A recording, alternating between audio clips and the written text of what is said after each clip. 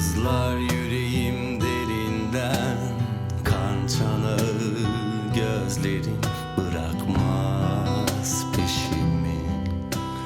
Vazgeçemediklerim deliler gibi içimden, sayıkladım sözlerim bırakmaz benliğimi durulmaz.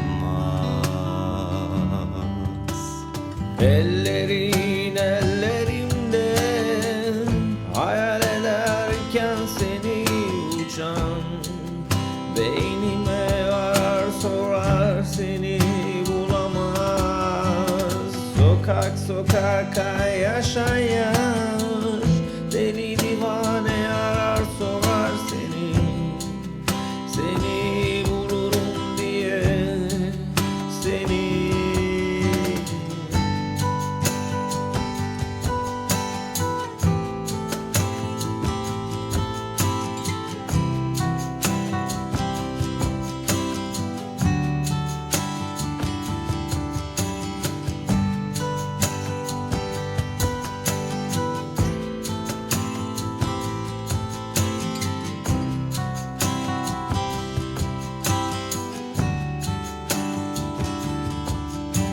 Sızlar yüreğim derinden, kan çanağı gözlerim bırakmaz peşimi.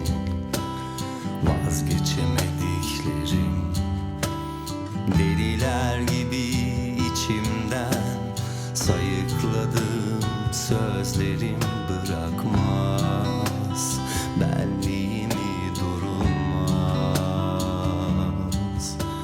Sonsuz beklentiler, dipsiz hayaller seni çeker dibine, bulamaz.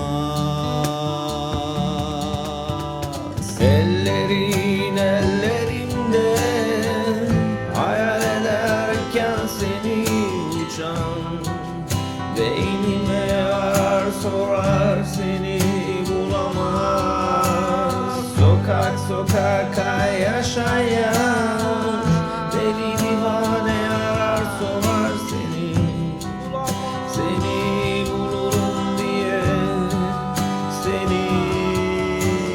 Ellerin ellerimde, hayal ederken seni uçan, beynime arar sorar seni bulamaz. Sokak sokak yaşayan deli divane arar sorar seni, seni